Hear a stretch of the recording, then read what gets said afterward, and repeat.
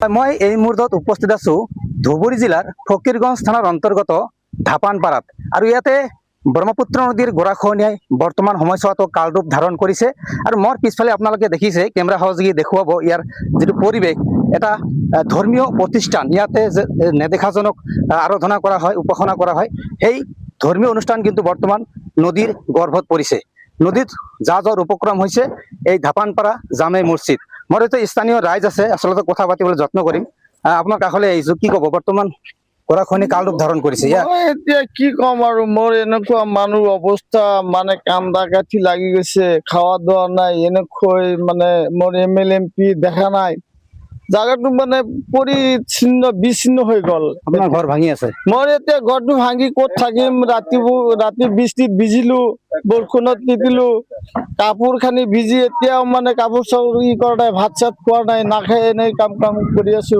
আপোনাৰ ঘৰৰ কাষতে জামে মছজিদ এইটো মোৰ সেইটো জামে মছজিদৰ কি কম এইটো মোৰ লাজৰ কথা চোখ দি পানী ওলাই যায় ধৰ্মীয় অনুষ্ঠানৰ জাগা এইটো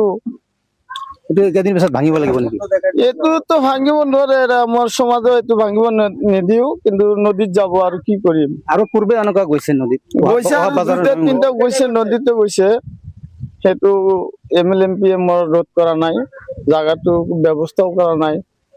এনেকুৱা আৰু কি ৰৈছো বৰ্তমান কি দাবী জনাব আপোনালোকে চৰকাৰক মোৰ দাবী এইটো মানে জাগাটো অলপ MLA MP চৰকাৰে যদি এইটো বান্ধিলেহে মোৰ এইটো স্থায়ী জাগাটো থাকিব পাৰো কিন্তু মই এতিয়া জাগাত যে ল'ম পইচা নাই কি খাম কি ক'ত যাম জাগাই নাই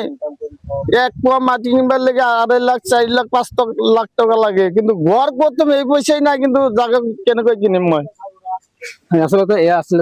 আছিলে স্থানীয় ৰাইজৰ আচলতে ক্ষোভ কিয়নো জনপ্ৰতিনিধিয়ে বিগত সময়ছোৱাত কোনো ধৰণৰ ইয়াত প্ৰতিৰোধৰ কাম কৰা নাই বুলি স্থানীয় জানিবলৈ দিছে মই পুনৰবাৰ ND24 দৰ্শকসকলক দেখুৱাম আচলতে যি ইয়াত ধৰ্মীয় যি প্ৰতিষ্ঠান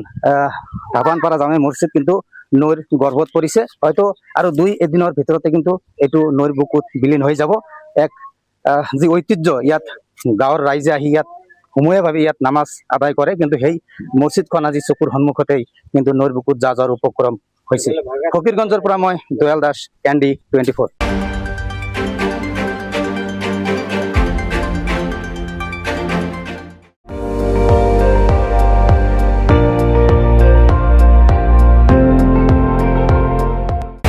আপুনি চাই আছে ND24